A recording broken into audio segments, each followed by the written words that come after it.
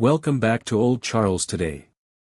Before we get to the mistake, let's talk about the coin itself. The 50-cent piece we're familiar with, featuring the iconic Australian platypus, was first introduced in 1969 when Australia decimalised its currency. It's a massive coin, 12-sided, or dodecagonal, and it's made of 75% copper and 25% nickel.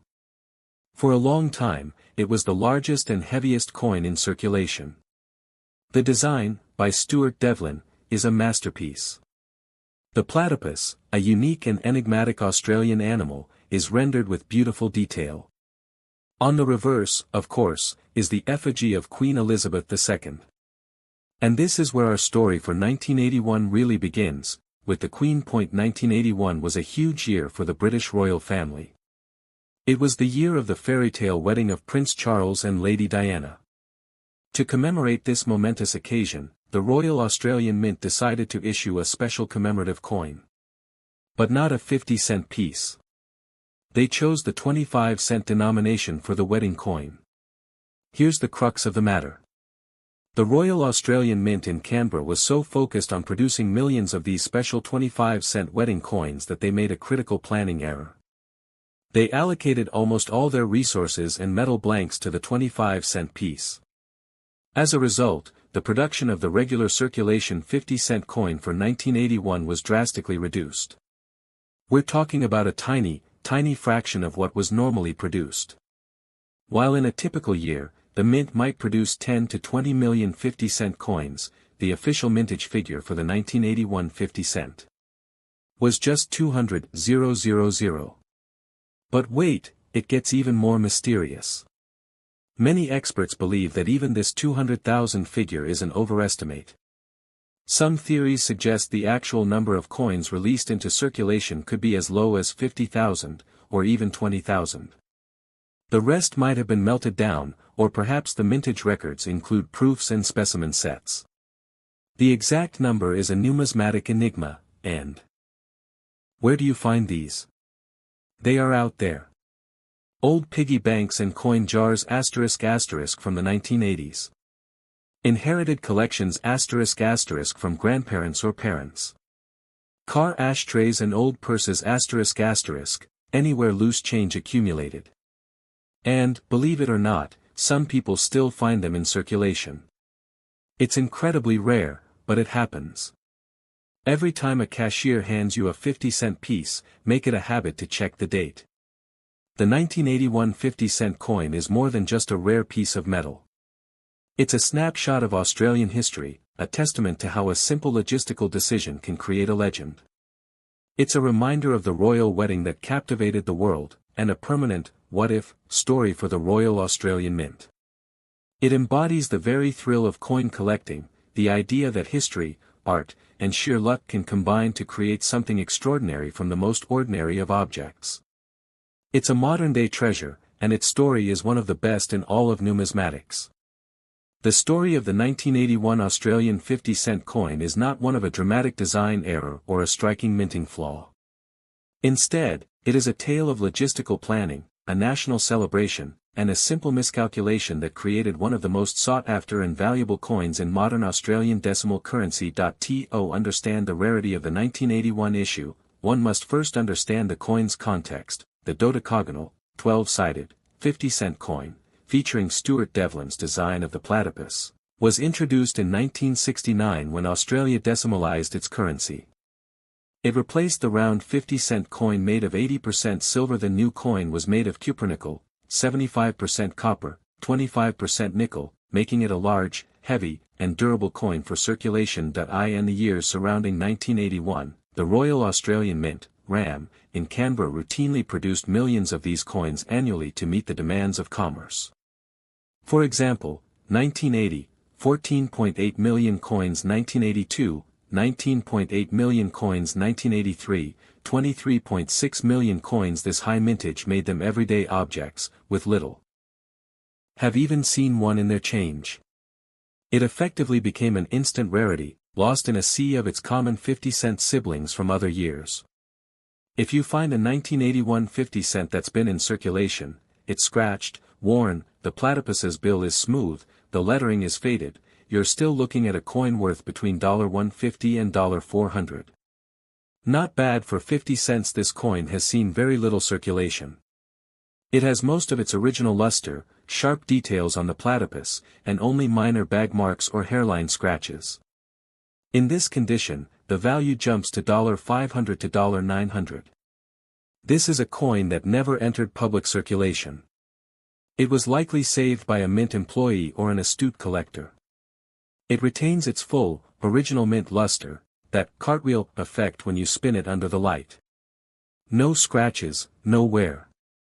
An uncirculated 1981 50 cent is a truly prized possession, with values ranging from $1,500 to over $3,500. The cream of the crop, gem uncirculated/proof. Then there are the absolute best examples. Coins that have been professionally graded by services like PCGS or NGC and received high marks like MS65, MS66, or higher. And the ultimate prize, the 1981 50 cent that was included in the rare 1981 Masterpieces in Silver set. These are the superstars. In 2022, a PCGS-graded MS67 example sold at auction for a staggering, over $18,000 AUD. So, the range is immense. From a couple of $100s to the price of a small car. Alright, you're probably itching to go check your coin collections. So, how do you know if you've hit the jackpot? It's simple. Look at the date, turn your 50-cent coin over to the side with the platypus. Just below the platypus's tail, you'll see the year it was minted.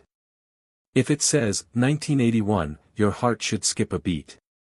The next step is to carefully assess its condition. Look for wear on the highest points of the coin, the tip of the platypus's bill, the crown of its head, and its front foot. If those areas are sharp and detailed.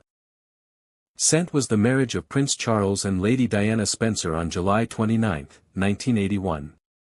The fairy tale wedding was a global media sensation, and Australia, as a Commonwealth realm, wished to mark the occasion officially. The Royal Australian Mint decided to issue a commemorative coin.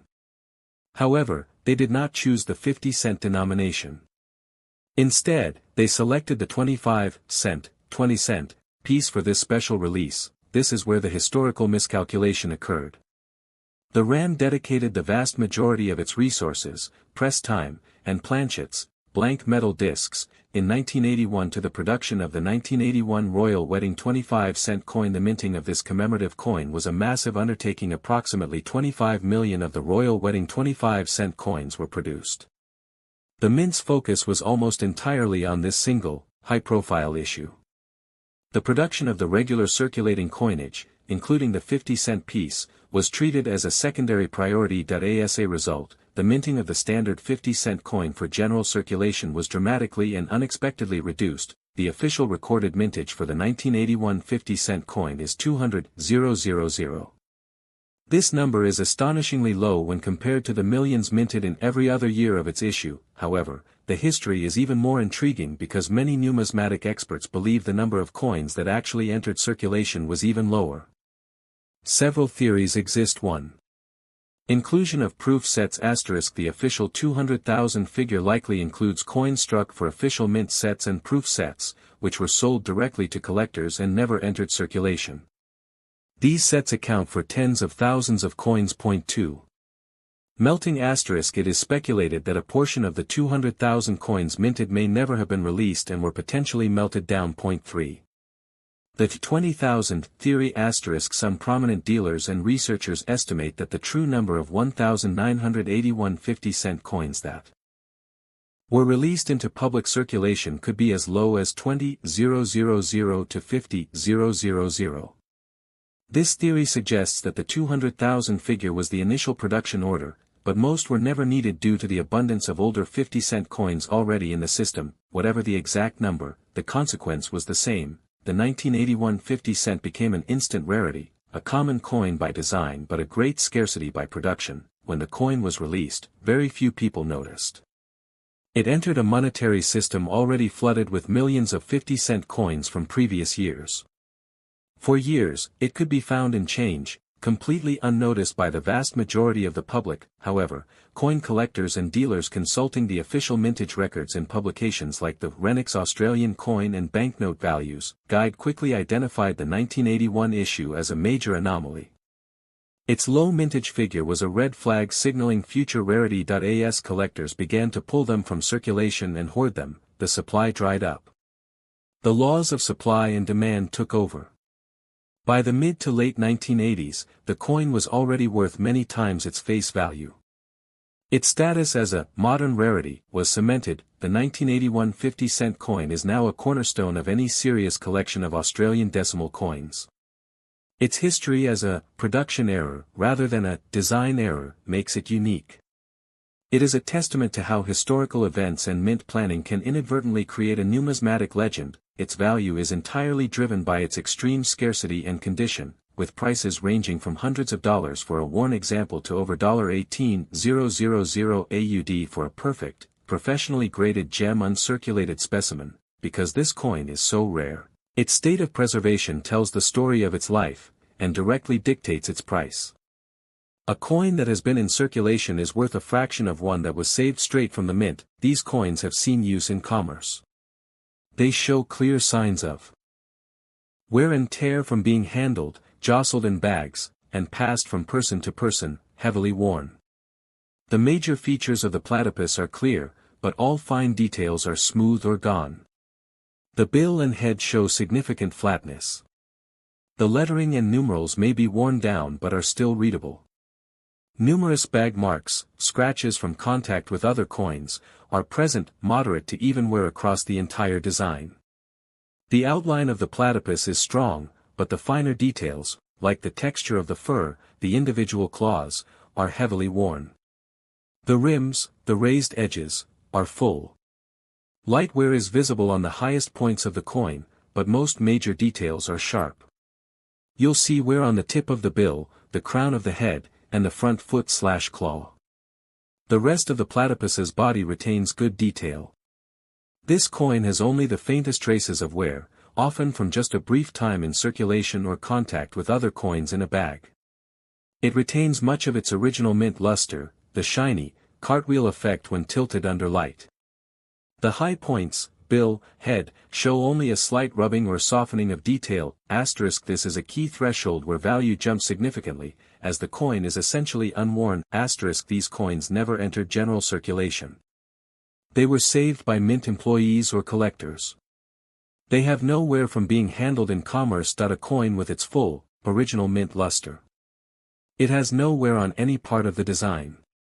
However, it may have bag marks, contact marks from being moved in bulk, and minor hairline scratches. These are normal for a business strike coin that wasn't specially protected. A superb example with blazing mint luster and very few, minor bag marks. The eye appeal is exceptional. These are the coins that stand out even among other uncirculated examples. Value, approximate, $4,000, $7,000 plus AUD for high-value coins like this. Third party grading is essential. Companies like PCGS, Professional Coin Grading Service, and NGC, Numismatic Guarantee Company, seal the coin in a protective, tamper-evident holder with a definitive grade. This removes any doubt about authenticity and condition, virtually perfect. A pinnacle example. Only a handful are known to exist in this condition. Value $18,000 AUD and above. An MS-67 example set a record when it sold for over $18,000 in a 2022 auction. 1. Look for wear on the high points. Under a good light, slowly tilt the coin. Focus on the tip of the platypus's bill, the crown of its head, its front foot and claws. If these areas are shiny and lack the fine, frosted detail seen on the rest of the body, the coin is worn and has been in circulation. 2. Check for mint luster. Tilt the coin back and forth. An uncirculated coin will show a cartwheel effect, a pattern of radial lines that seem to move.